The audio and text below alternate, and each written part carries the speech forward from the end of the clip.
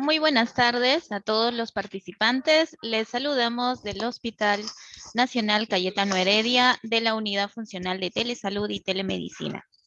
Continuando con nuestras telecapacitaciones, el día de hoy tenemos el tema de vacunación y esquema nacional a cargo del doctor Carlos Eduardo Verne Martín, especialista en infectología pediátrica del Departamento de Pediatría del Hospital Nacional Cayetano Heredia, Ministerio de Salud.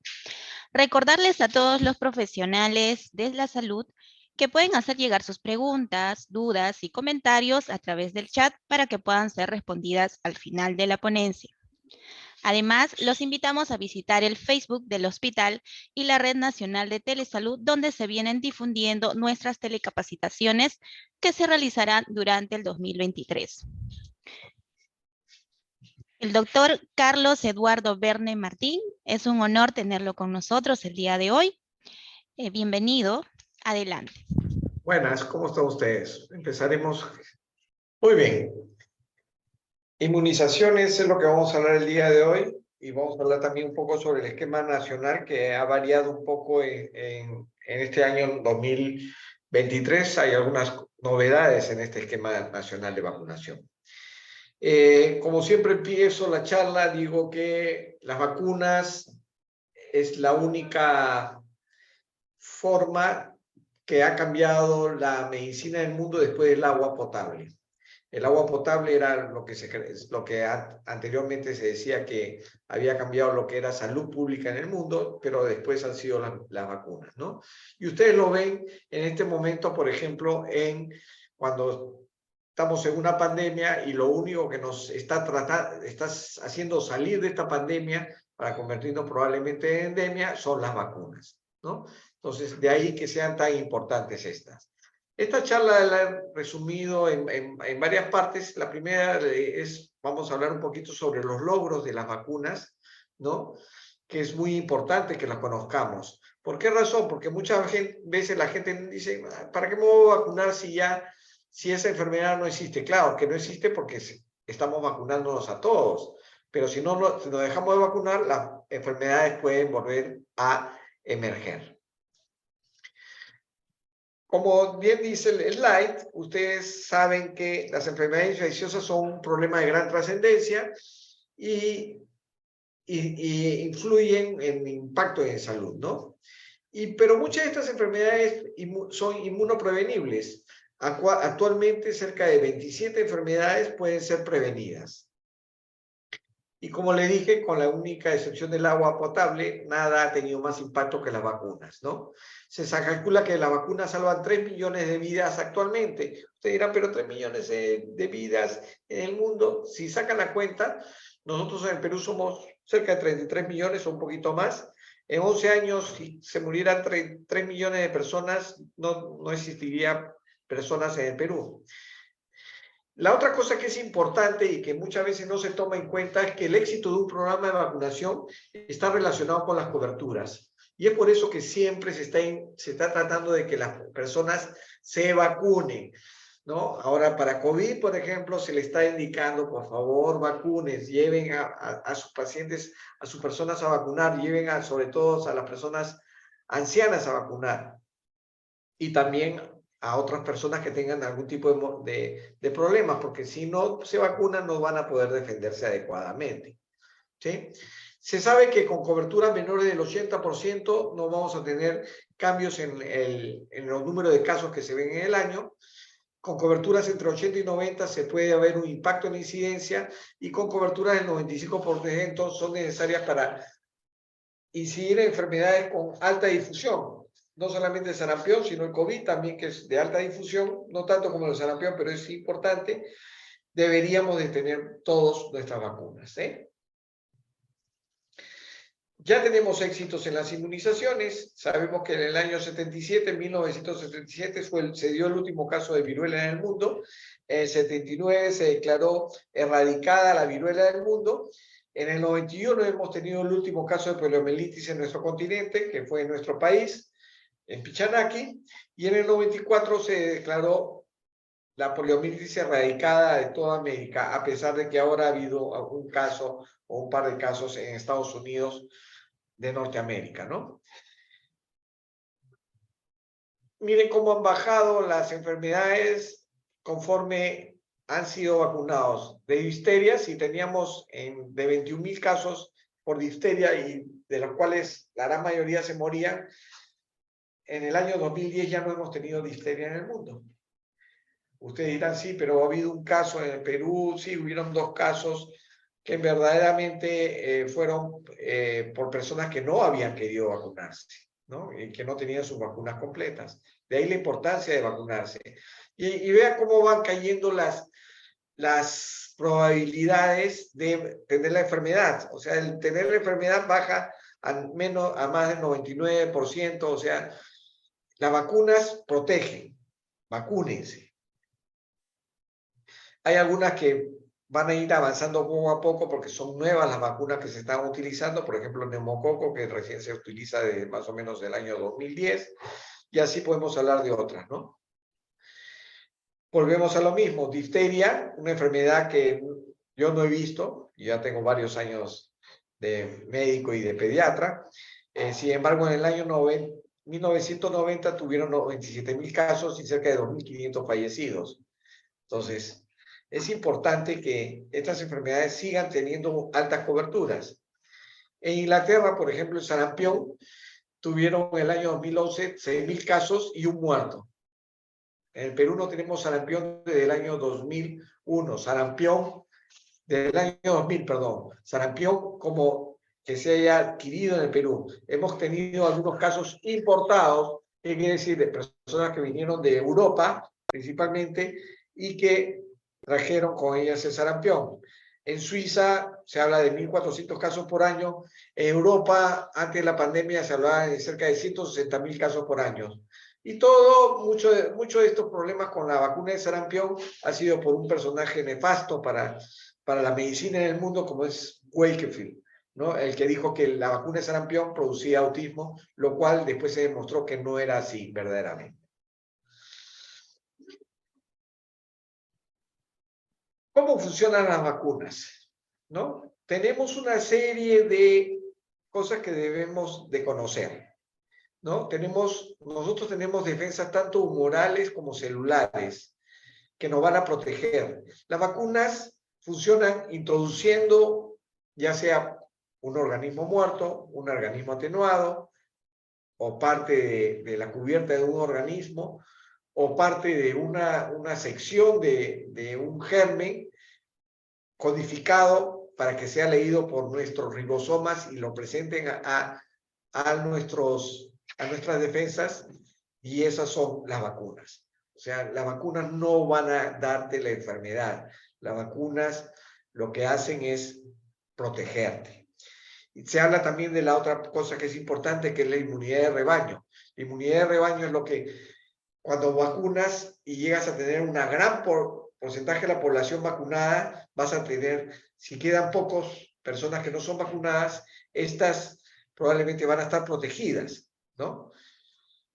Es por eso que se dice que debemos de vacunar a todas las personas contra el COVID, e inclusive a los más pequeños, porque los más pequeños pudieran tener la enfermedad y aunque no desarrollar casos graves, aunque existen casos graves, por ejemplo, para COVID en niños pequeños, podrían transmitirlo a adultos que pudieran tener cierto grado de inmunosupresión y eso producir problemas.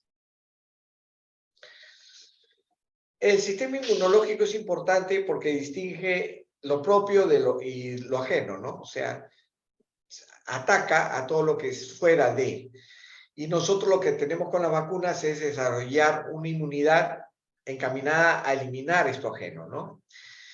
La presencia inmunológica depende únicamente de linfocitos T y linfocitos B, humoral y celular, ¿no? Y debemos de aplicar varias dosis. ¿Por qué? Porque para crear una defensa adecuada, y para que esta defensa se mantenga en el tiempo, ¿no?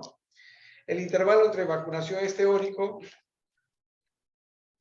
Y esto es algo que es muy importante que ustedes sepan. Existen varios tipos de inmunidad. Tenemos una inmunidad activa natural, que es una inmunidad activa natural, es la producida por la infección. O sea, por ejemplo, si uno tiene COVID va a tener una inmunidad producida por la infección, pero por corto tiempo. Se habla algunos de 2 meses, de 3 meses, no más de eso, ¿no? Igual, por ejemplo, para otras enfermedades. Hay enfermedades que una vez que ha tenido, por ejemplo, varicela, probablemente protejan de por vida. Tenemos la inmunidad activa artificial, que es la que se logra a través de las vacunas. Tenemos la otra, que es la inmunidad pasiva natural, que es que la madre pasa anticuerpos, o sea, defensas, al niño que lleva en su vientre. Y para esto, el claro ejemplo es la vacuna de DAPT para gestantes, que aprovecho la oportunidad y para decirles que por favor coloquen a las gestantes. Es una vacuna que va a proteger no solo a la gestante de difteria y tétano, sino va a protegerla también de pertussis, pero lo más importante, va a proteger al niño de pertussis en los primeros 2 meses, cuando no puede ser, no está vacunado contra esta enfermedad, y una pertussis en un niño menor de 2 meses va a producir una serie de problemas. Tenemos una inmunidad pasiva artificial, que es cuando uno administra gamma-globulinas, ¿no? Por ejemplo, para enfermedades como el Kawasaki o el síndrome inflamatorio sistémico. Y así como ¿cómo están formadas esto? Tenemos un antígeno. El antígeno es la sustancia que es capaz de provocar una respuesta a nivel de los receptores de las células T o la B, ¿no? Entonces, estos van a crear una respuesta protectora. Entonces, lo que nosotros recibimos en las vacunas son antígenos. Estos antígenos, al ser vistos por nuestro sistema inmune, nuestro sistema de defensa, crean los antígenos, perdón, crean los anticuerpos, que son las respuestas a estos. Entonces, y hace que nos defendamos. Tenemos diferentes antígenos y es importante que los vayamos conociendo, porque son cómo están hechas las vacunas. Tenemos los toxoides, que son exotoxinas bacterianas, generalmente, principalmente de difteria y tétano. En esa vacuna son en las que se utilizan las toxoides, que conservan su antigenicidad y pierden su toxicidad. O sea, ¿qué quiere decir? Muestran su cara, que son el malo, pero en verdad no son tóxicos, no van a hacerte daño. Tenemos de subunidades, por ejemplo, antígenos capsulares, por ejemplo, polisacáridos de neumococo y de Haemophilus influenza. Tenemos recombinantes, que son obtenidas de antígenos proteicos insertados en una recombinación genética, ¿no? Y que contienen un gen o un segmento de ADN que codifica el antígeno. Por ejemplo, esto se ve mucho en vacunas para hepatitis B. Tenemos las reabsorciantes, que son por técnica de biología molecular y recombinan capas distintas de microorganismos. Y el ejemplo principal es rotavirus. Tenemos gérmenes muertos, por ejemplo, ahora tenemos la de polio intramuscular, que es de gérmenes muertos, la influenza, que es de gérmenes muertos, la hepatitis A de gérmenes muertos, la de pertussis de gérmenes muertos. También tenemos la de gérmenes vivos atenuados, los cuales a través de pases, a través de cultivos, han perdido su virulencia, que quiere decir que no pueden convertirse en gérmenes malignos, ¿no? Malos que van a dañar al ser, ¿no? Y para esto tenemos la polio oral, el sarampión, rubiola y paperas, varicela y fiebre amarilla.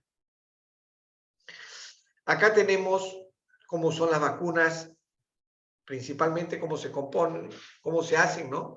Tenemos, por ejemplo, en la primera es toda la célula, todo el virus que es destruido, y al ser destruido vamos a tener... vamos a hacer una vacuna de todo el germen, ¿sí? Todo el virus. Por ejemplo, también podría ser toda la bacteria, en pertussis, ¿no? Tenemos un ejemplo de esto, poniéndonos claramente un ejemplo, puede ser la vacuna de Sinopharm, que es la vacuna de virus inactivado, ¿sí? Para que ustedes estén más o menos relacionando. Tenemos la que tienen componentes virales, ¿no?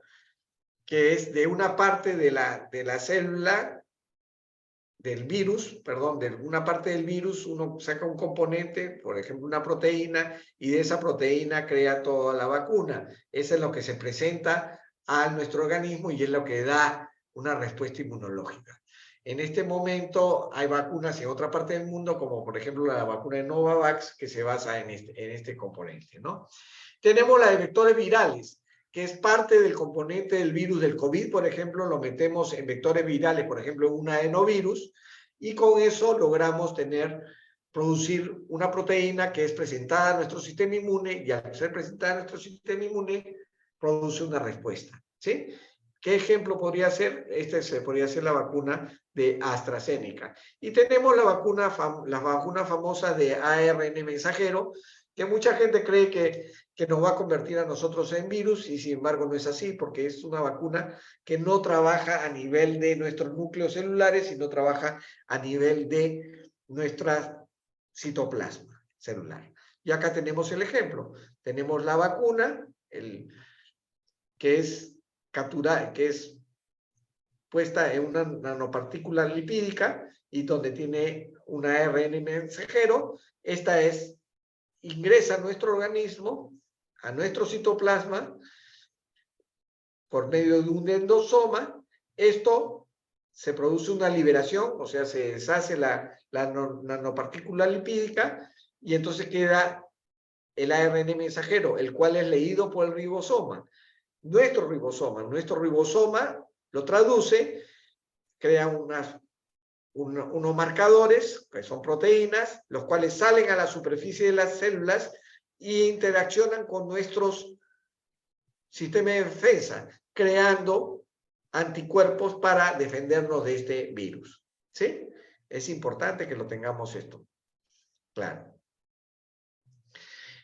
Cuando hablamos de vacunas, es importante que también hablemos de algo como es la cadena de frío. ¿Okay? ¿Por qué? Porque si una adecuada cadena de frío, las vacunas no van a servir. Y hay que ser bien claro. Vamos a estar colocando líquido que no va a servir. No es que se va a activar, no va a servir. ¿Sí? Entonces tenemos que tener una adecuada cadena de frío. La gran mayoría de vacunas, a excepción de algunas vacunas para COVID, funcionan muy bien entre +2 y 8 grados centígrados, y a eso se debe mantener. Tenemos que tener refrigeradores especiales para vacunación. No se deben guardar estas vacunas en las puertas del refrigerador, y algunas vacunas deberían estar en ciertos sitios donde haya mayor baja temperatura dentro del refrigerador para que se conserven mejor, como podría ser la polioral o la triple vírica. ¿Sí? Es importante que nosotros estemos pensando qué cosas pudieran suceder, ¿no? Y qué cosas no es contraindicación para vacunar, ¿no? Si nosotros tenemos fiebre, y cuando hablamos de fiebre es más de 38, en ciertos casos, por ejemplo, no es necesario retrasar las inmunizaciones, porque hay muchos sitios en nuestro país donde vacunamos para las partidas de vacunación cada 3 o 4 meses, y entonces es importante que se vacunen cuando lleguen las partidas de vacunación. Y si estás con un resfrío y tienes un poco de fiebre, no es una contraindicación. ¿Sí? Que tengas diarrea no es una contraindicación para no vacunar. Que tengas mocos no es contraindicación para no vacunar. En este caso también es importante, han habido pacientes que por la pandemia no se han podido completar sus esquemas de vacunación. Tienen 1 o 2 dosis de un esquema de 3. En esos casos no es necesario iniciar la vacunación, sino es importante continuar la vacunación. O sea, si tiene 1 dosis y son 3, coloque la segunda y la tercera. Si son 2, coloque la tercera. ¿Sí? La otra cosa que es importante, teniendo tantas vacunas y muchas de ellas se tienen que colocar por separado, es que debemos de colocar una vacuna por miembro. Se puede colocar más de una vacuna por miembro. ¿Qué quiero decir con eso? Por ejemplo, en el brazo derecho podemos colocar 2 vacunas. lo que tenemos que tener es un espacio entre estas dos vacunas que es más o menos 2.54 centímetros, que es más o menos 1 pulgada, ¿sí? No se debe vacunar en donde se observen signos locales de inflamación. Después, la otra cosa que también es importante es debemos respetar el intervalo mínimo entre dosis. Y eso es importante. Por ejemplo, si tenemos 2 vacunas de virus vivo atenuadas, o se colocan el mismo día o se colocan con una diferencia de 1 mes. Vamos a poner un ejemplo más claro. A los 12 meses a los niños se le coloca sarampión, rubiola y paperas, varicela y neumococo. Por ejemplo, hoy día viene a vacunarse un niño de 12 al año de edad y no hay vacuna de varicela, sin embargo hay sarampión, rubiola y paperas, y la vacuna de varicela llega la próxima semana. No le puedes decir a la madre que lo traiga la próxima semana para colocarle la vacuna de varicela. Por la simple razón de que si son 2 vivas atenuadas, como es sarampión, rubiola y paperas, necesitas que pasen 1 mes. ¿Sí? Entonces, se le dice a la señora, hoy día le ponemos sarampión, rubiola y paperas, le ponemos la de neumococo y ya tendríamos que ponerle la de varicela el próximo mes. Pero, sin embargo, si tenemos sarampión, rubiola y paperas y tenemos a la vez varicela y no tenemos neumococo y neumococo llega la próxima semana, sí se le puede colocar sin ningún problema porque no es una vacuna viva atenuada. ¿Sí? Otra cosa que es importante es que todas las dosis de vacunas deben ser aplicadas. No es que voy a aplicar 1 o 2 y ya no importa, pues dejo de aplicarle el resto. No. Los prematuros se deben vacunar teniendo en cuenta la edad cronológica. Olvídense de la edad corregida. Es edad cronológica. ¿Ya? Y es importante que lo tengamos esto bien claro. Si reconstituimos vacunas, tienen un tiempo de reconstitución. Si se pasa ese tiempo de reconstitución, tienen que ser desechadas. Hay vacunas que todavía contienen timerosal, pero está demostrado en una serie de trabajos realizados alrededor del mundo que el timerosal, que es un preservante, evita que los frascos con multidosis se colonicen con gérmenes, por ejemplo, que pueden ser tan malos como un estafilococo aureus. Ese es el timerosal, no produce autismo. ¿Cuáles son las contraindicaciones verdaderamente absolutas? Reacciones anafilácticas a dosis previas de una vacuna. O sea, no es que te pongas un poquito rojo, que te duele el brazo, no. Que tengas una reacción anafiláctica. Reacción anafiláctica es, se te cierra la glotis, tienes dificultad para respirar, tienes que ir a una emergencia y tu único tratamiento para una anafilaxia es adrenalina. ¿Sí? O que hayas una reacción anafiláctica a alguno de los componentes de la vacuna. O que tengas una enfermedad moderada, grave con o sin fiebre. Por ejemplo, tienes un paciente que ingresa a una unidad de cuidados intensivos, en ese momento no lo vas a vacunar. Espera que se restablezca su medio interno y su medio de defensa y en ese momento lo podríamos vacunar. No son contraindicaciones para inmunizar. Es que tengas, por ejemplo, después de aplicar DPT, tengas hasta 40.5 grados centígrados. Que tengas mocos, ¿no? A cada rato en el hospital, no lo ha querido vacunar, doctor, porque está con mocos y tiene un poco de tos. Los que tienen mocos van a tener tos. Entonces no lo quieren vacunar. Ese no es contraindicación, por favor.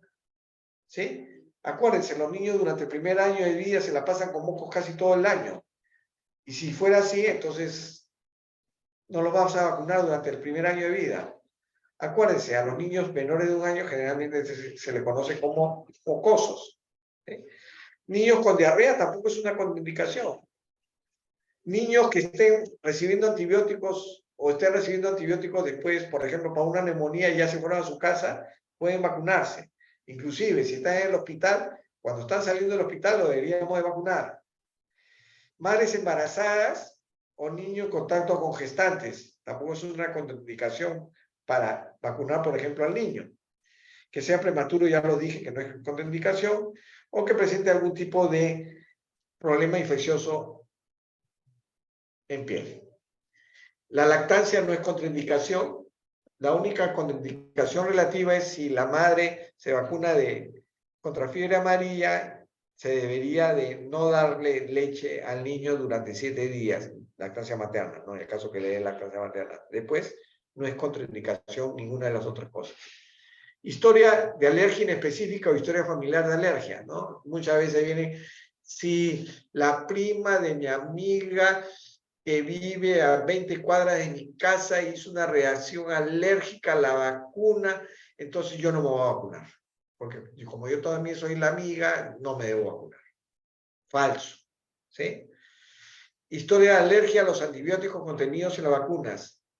Tampoco es contraindicación, solo a no ser que sea anafilaxia. Historia familiar de convulsiones.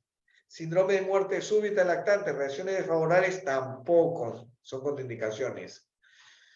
Si vamos a vacunar a pacientes que tienen problemas de inmunosupresión, por ejemplo, pacientes oncológicos, y le vamos a aplicar una vacuna que es una vacuna inactivada, no hay ningún tipo de complicación. El problema son con las vivas atenuadas. Por ejemplo, los pacientes oncológicos se pueden vacunar sin ningún problema con vacunas contra el COVID, porque ninguna vacuna contra el COVID es vacuna de virus vivo atenuado. Enfermedad neurológica conocida, resuelta y estabilizada tampoco es una contraindicación. El siguiente punto que vamos a tocar rápidamente son los ESAVIs, que muchas veces nos preocupan, ¿sí? Y el ESAVI es evento supuestamente atribuido a vacunación e inmunización, ¿sí? Es cualquier cosa que se produce después de colocar una vacuna. Por ejemplo, yo me acabo de colocar vacuna para COVID y tuve dolor de brazo unas cuantas horas. Ese es un ESAVI. ESAVI leve, pero es un ESAVI. Solo los que nos deberían preocupar son los ESAVIs severos, que resultan en que el paciente se tiene que hospitalizar o que en ciertos casos que son muy, muy raros pudieran fallecer y probablemente no sean debido a la vacuna, sino a otra enfermedad o algo que haya tenido el paciente en ese mismo momento. De acuerdo a su etiología, estos ESAVIs pueden ser clasificados como eventos coincidentes, ¿no? ¿Qué quiere decir? Que no está relacionada a la vacuna. Por ejemplo, yo siempre le digo a los alumnos, lo vacunan contra fiebre amarilla, salen, cruzan la calle, lo atropella un ómnibus y tiene que ser hospitalizado. ¿A quién le echa la culpa? A la vacuna, ¿no? A pesar de que ese no tiene nada que ver, ese es un evento coincidente, ¿sí? Existen eventos relacionados con las vacunas que pueden ser con el manejo de las vacunas, un error programático, que son los más comunes, o un evento relacionado con los componentes propios de la vacuna, que son los más raros. Y también existen los eventos confluyentes que al final no se va a saber a qué se debió esto, ¿sí?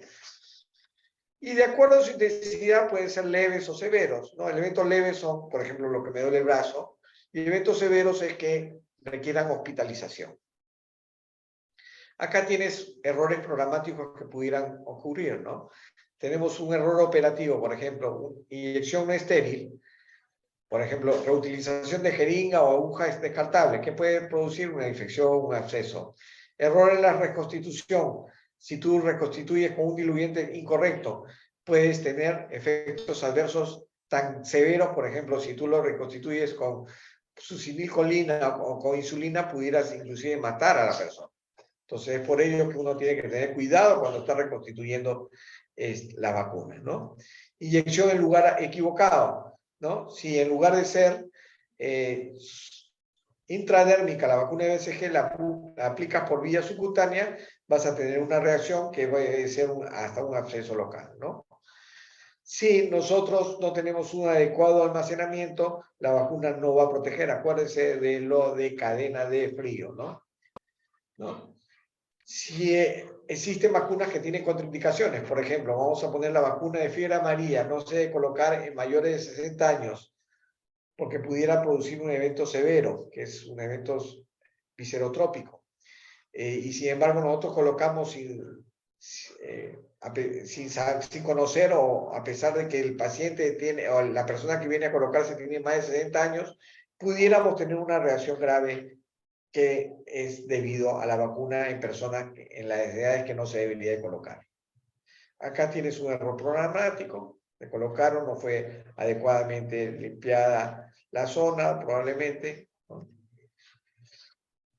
Y esto es lo que debemos de hacer para tratar de coordinar y evitar todos estos eventos, porque los eventos, supuestamente, los ESAVIS muchas veces crean una serie de ola alrededor de eso, ¿no?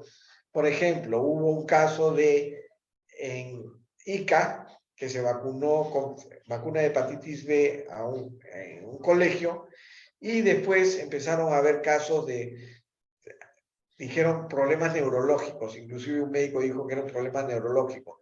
Al final lo que se vio que eran problemas conversivos, o sea, problemas psicológicos o psiquiátricos. No tenían nada que ver con la vacuna.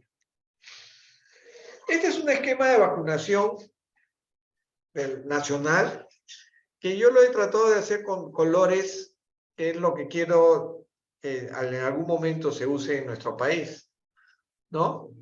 Y vamos a hablar de cada una de las vacunas rápidamente. Tenemos la vacuna de BCG, que es una vacuna que nos va a proteger de formas extrapulmonares de tuberculosis. Cuando digo de extrapulmonares, más que todo de formas, por ejemplo, ganglionares, formas renales, formas gastrointestinales o formas meningias, más que tuberculosis pulmonar. Se debe colocar al nacimiento. No es necesario que se coloque en las primeras 12 horas, y eso ya ha sido cambiado en las normas técnicas. Se puede colocar durante el primer año sin ningún problema, y pasado el primer año, si no le hemos colocado, ahí habríamos que averiguar si tiene problemas o no tiene problemas.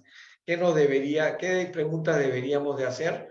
La vacuna de BCG se debe colocar en mayores de 34 semanas, niños mayores de 34 semanas que pesen más de 1.500 gramos, ¿sí? Y que no tengan contacto con pacientes con tuberculosis. No es porque vaya a desarrollar una tuberculosis, sino que debemos de estar seguros de que no tienen la enfermedad, porque si tienen la enfermedad, de nada le va a servir la vacuna. La siguiente vacuna es la vacuna de hepatitis B. Y ustedes dirán, ¿qué es lo verde y qué es lo amarillo? Generalmente lo verde es la fecha donde debería de colocarse, pero generalmente la podemos colocar, por ejemplo, la BCG hasta los 5 años de edad. Por eso doy esa amplitud de tiempo, ¿sí? La vacuna de hepatitis B es una vacuna que se debe colocar, es así, en las primeras 12 a 24 horas de vida.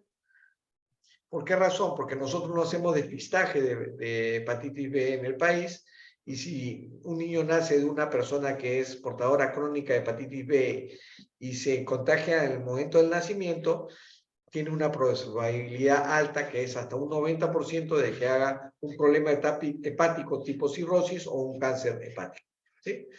Se coloca esas al nacimiento, y de ahí colocamos a los 2, 4 y 6 meses, ¿sí? Es una vacuna, como que ya le dije, que es recombinante. Se coloca en la pierna, en el muslo, en el vasto externo, en el tercio medio. Acuérdense, las vacunas en menores de 2 años se colocan en esa zona. Las vacunas en mayores de 2 años se colocan en los deltoides, ¿sí? Es intramuscular. La vacuna de influenza B es una vacuna que va a proteger contra influenza B, es también una vacuna intramuscular y se coloca a los 2, 4, 6 meses. La de DPT es una vacuna intramuscular que se coloca a los 2, 4, 6 meses inicialmente, y que después tenemos refuerzos separados. La hepatitis B, la influenza B y la DPT las hacen las 5, ¿no? La formular penta, que es la que se coloca en los 2, 4 y 6 meses. Por eso se llama penta, ¿sí? Después, lo que ha cambiado un poco es la vacuna de polio intramuscular, que es la polio inactivada, que se coloca a los 2, 4 y ahora también a los 6 meses, teniendo que colocarse polio oral como refuerzo a los 4 y a los 18 meses y a los 4 a 6 años. Probablemente esto cambie en el futuro.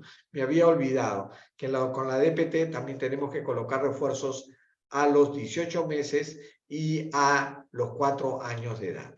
¿Sí?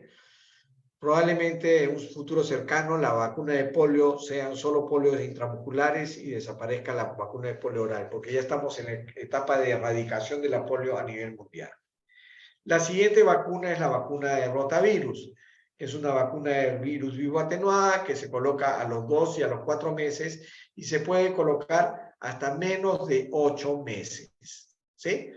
¿Y qué quiero decir con eso? Por ejemplo, por A, B, C razones, D razones, llega un paciente a los 7 meses y días, pero no ha llegado a los 8 meses, y no tiene vacuna de rotavirus.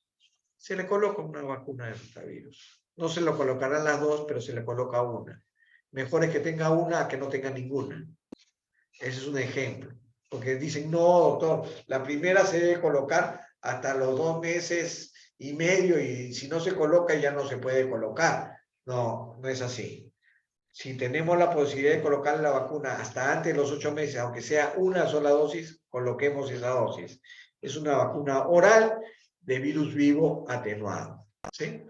Después tenemos la vacuna contra el neumococo que cubre a 13 serotipos, es una vacuna intramuscular, es una vacuna de polisacárido conjugado y se coloca a los 2, 4 y al año de edad. ¿Sí? Teniendo, como ustedes ven, estos espacios amarillos donde ven los tiempos en donde se podrían seguir aplicando con diferentes esquemas. La vacuna de sarampión, rubiola y papera se colocan a los 12 meses y a los 18 meses la segunda dosis.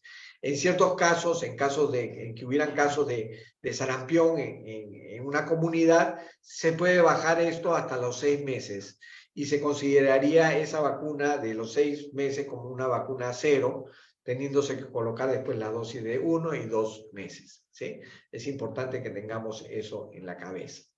La vacuna de varicela es una vacuna de virus atenuado, la cual se coloca en este momento una sola dosis, se lo coloca a los 12 meses y probablemente posteriormente vayamos a tener que colocar 2 dosis quizás para esta vacuna, para un buen refuerzo. La vacuna de fiebre amarilla se coloca idealmente a los 15 meses, se puede colocar desde los 9 meses en caso de que hayan brotes epidémicos de fiebre amarilla, pero son casos especiales, y se puede colocar a lo largo de la vida. Solo se coloca una dosis, ya no es refuerzo cada 10 años, solo se coloca una dosis en toda la vida. La vacuna, la vacuna de fiebre amarilla, la vacuna de varicela y la vacuna de sarampión, rubiola y paperas son vacunas de virus vivos atenuados. La vacuna de influenza, que es la que se coloca todos los años y en época, y es estacional, que quiere decir que se debería colocar en mayo, junio, julio, antes de que empiece la etapa de la temporada de influenza, se coloca en la primera vez a los niños a los 6 meses y a los 7 meses, y después se coloca uno anualmente. Uno como personal de salud, todos los años se debería colocar vacuna de influenza. La vacuna de influenza va variando todos los años según las cepas que probablemente ocasionen la influenza ese año. ¿Sí? Después tenemos la vacuna de HPV, que también tiene una variación en este momento. La vacuna de HPV, que es una vacuna recombinante, se está colocando una sola dosis a los 9 años y ahora vamos a colocar una sola dosis tanto a mujeres como a caballeros. ¿Sí? Posteriormente se podría seguir colocando sin ningún problema esta vacuna hay algunos que hablan hasta los 21 años. Generalmente se dice que debería colocarse antes de que el paciente entre en contacto con el virus. Y para eso generalmente podría ser por relaciones sexuales.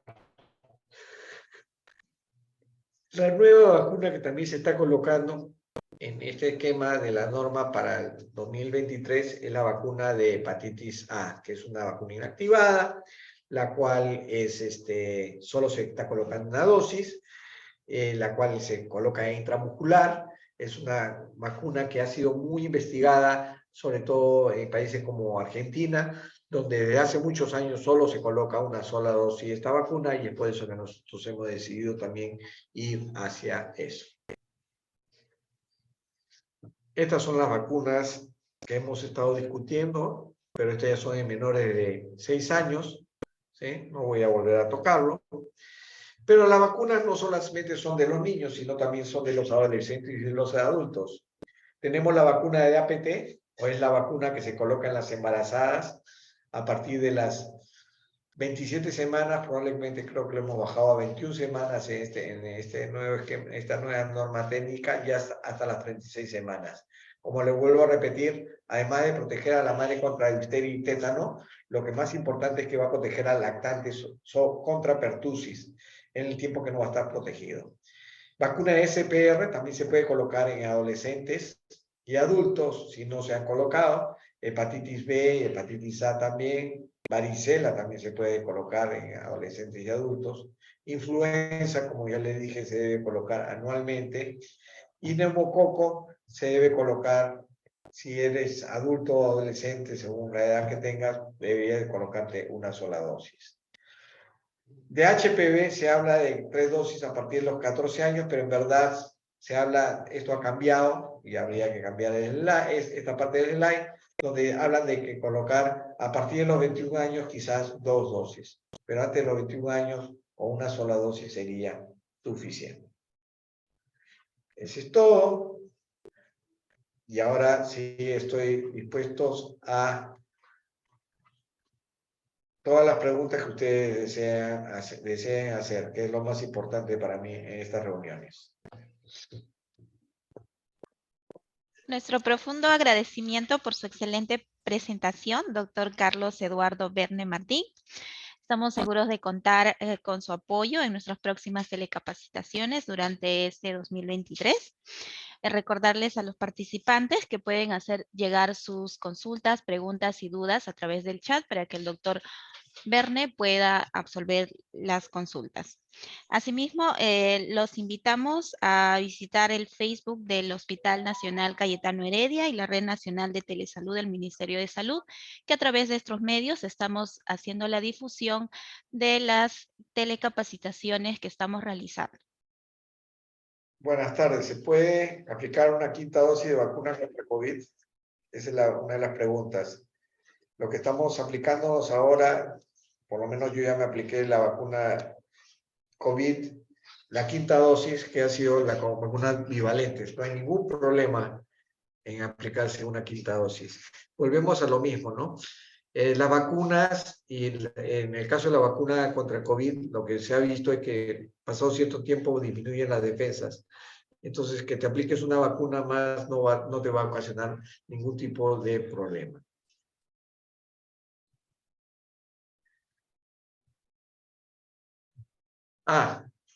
Fiebre amarilla y no darle el lactar. Solo no darle el lactar una semana. O sea, ¿qué quiero decir? La mamá está dando el lactar y eso tiene que viajar y por haber razones nunca se había colocado vacuna de fiebre amarilla. Esa semana, después de haberse aplicado la vacuna, no debería dar el lactar, solo esa semana. Después puede seguir continuando con la lactancia.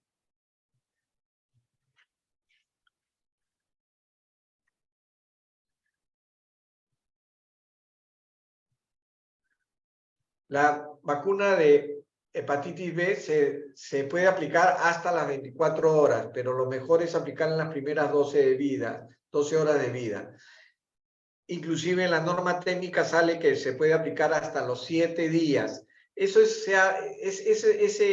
espacio se ha abierto más que todo para poblaciones que viven en zonas alejadas, ¿no? Por ejemplo, si tú tienes una población que vive en la selva y tiene que viajar una semana para llegar a un sitio para vacunarse, no vas a, después que ha viajado toda una semana, no va a decir, no te vacuno para hepatitis B.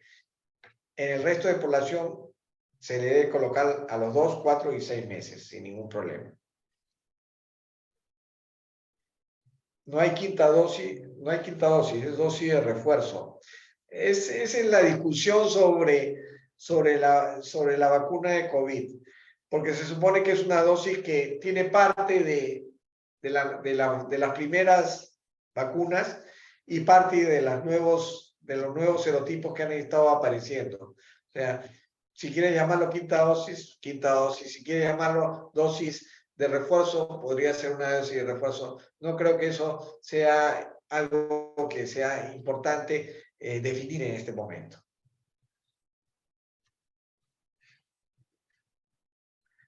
Vacuna de DPT a celular en gestante. Si la vacuna ha sido aplicada en un embarazo anterior y se volvió a embarazar al año, se debe colocar otra vacuna.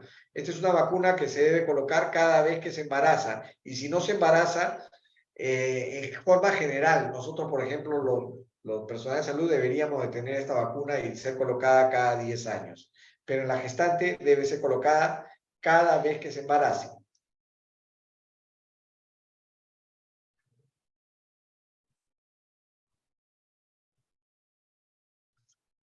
Salud Revaliante no cuenta con vacuna influenza y el bebé ha cumplido 6 meses, indican que para mayo venga para vacuna con nueva cepa. Lo que están haciendo es lo correcto. ¿Qué pasa? En esta época del año, primero no tenemos muchos casos de influenza. 1. 2. La vacuna que le vamos a poner, si le poniéramos la vacuna que hemos tenido, ha sido la del año pasado.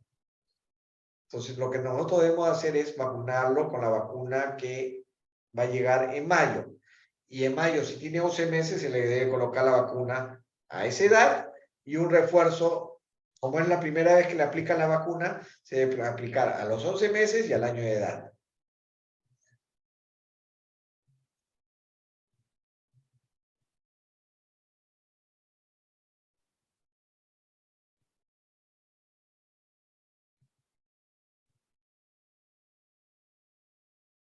Sobre la dosis doble que recibieron, yo recibí dosis doble de la vacuna contra COVID. Deberías de recibir tu vacuna que están poniendo ahora. Vuelvo a repetir, es contra otras cepas, es contra, como podríamos decir, contra otras familias, ¿no? Son contra otros primos del mismo virus COVID y no hay ningún problema. Yo me acabo de vacunar y lo único que me dolió es un poquito el brazo y no tuve ninguna sintomatología. Y eso que soy viejito, ¿eh?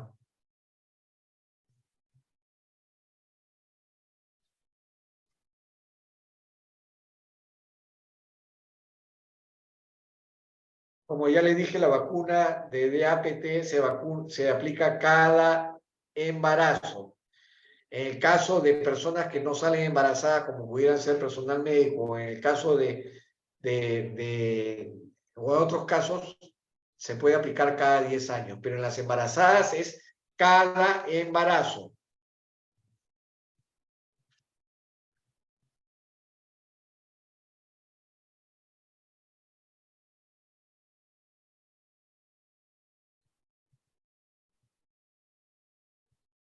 Las niñas que fueron aplicadas el año pasado con una dosis deberían de completar sus 2 dosis. Es a partir de este año que las dosis es una sola dosis, tanto para niños como para adultos. Perdón, tanto para niñas como para niños.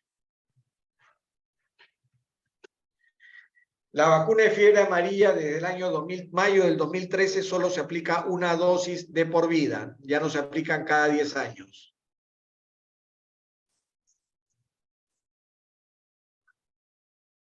En Perú ya llegará la vacuna. Sí, el próximo año, cuando digo el próximo año es este 2023. Ya está en el esquema nacional de vacunación la vacuna de hepatitis A y se va a colocar a los 15 meses de vida, conjuntamente con la vacuna de fiebre amarilla. ¿Se puede aplicar la vacuna de la OMS si el niño está tomando amoxicilina o acitromicina? Sí. La que tome antibióticos no quiere decir que no se puede vacunar, se puede aplicar la vacuna sin ningún problema. Solo en caso de que el paciente esté hospitalizado con una enfermedad severa en este momento, ya sea en piso de hospitalización o en la UCI, en ese caso habría que esperar pero en el momento que se vaya, si se vaya con el antibiótico, puede vacunarse en ese momento.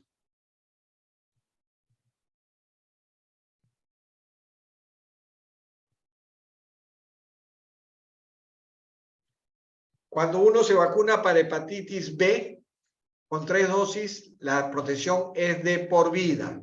Solo hay casos en que uno debería de hacerse dosaje para ver si tiene anticuerpos. Uno es personas que trabajan en banco de sangre. Otro es personas que son dializadas, hemodializadas.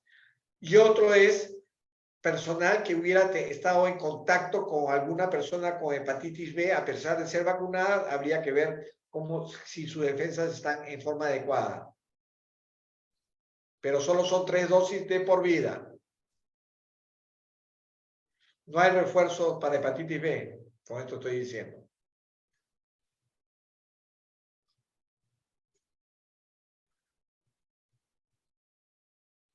No habiendo más consultas de nuestros participantes, damos por concluida nuestra ponencia del día de hoy. Muchas gracias, doctor Carlos Eduardo Verne, por haber absuelto las consultas de los participantes. Que tengan un buen día y hasta una próxima oportunidad. Muchas gracias. Hasta luego.